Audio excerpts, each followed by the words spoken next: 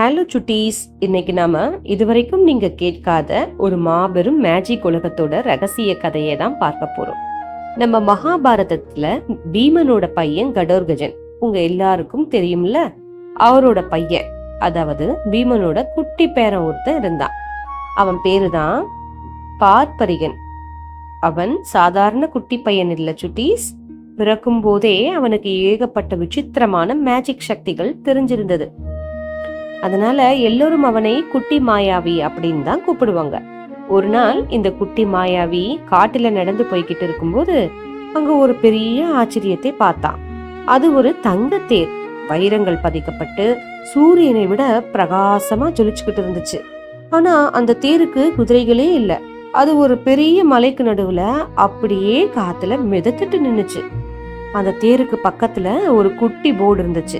அதுல யார் இந்த தேரை ஒரே விரலால தொட்டு நகர்த்துறாங்களோ அவங்களுக்கு பிரபஞ்சத்திலேயே பவர்ஃபுல்லான 3 மேஜிக் அம்புகள் பரிசா கிடைக்கும்னு எழுதி இருந்துச்சு.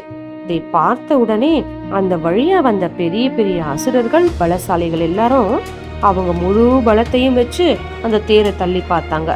ஆனா அந்த தேர் ஒரு இன்ச்சு கூட அசையல. எல்லோரும் சோர்ந்து போய் உட்கார்ந்துட்டாங்க. நம்ம குட்டி மாயாவி மெதுவா முன்னாடி வந்தான். அவனோட குட்டி கைகளை தட்டி சிரிச்சான். எல்லோரும், ஏ குட்டி பையாடா நீ, உன்னால இதெல்லாம் முடியாது, போய் விளையாடு அப்படின்னு கிண்டல் பண்ணாங்க. ஆனா குட்டி மாயாவி என்ன பண்ணான் தெரியுமா? அவன் நேரா தேருக்கு முன்னாடி போய் நின்னு கண்ணை மூடி அந்த தேரை தள்ளுறதுக்கு பலம் தேவையில்ல, அன்புதான் தேவை அப்படின்னு புரிஞ்சுக்கிட்டான். ஏன்னா அந்த தேர் ஒரு மேஜிக் தேர். அதுல அகங்காரத்தோட வர்றவங்க பலத்தை எல்லாம் அது அப்படியே உறிஞ்சிரும். குட்டி மாயாவி சிரிச்ச முகத்தோட மனசுல நல்ல எண்ணங்களோட போய் அவனோட குட்டி சுண்டு விரலால அந்த தேரை தொட்டான். அவ்வளவுதான், மாபெரும் பலசாலிகள் தள்ளியும் அசையாத அந்த தேர் ஒரு பூ மாதிரி மெதுவா காத்துல நகர்ந்து போச்சு. சுத்தி நின்ன எல்லோரும் வாயடைஞ்சு போயிட்டாங்க.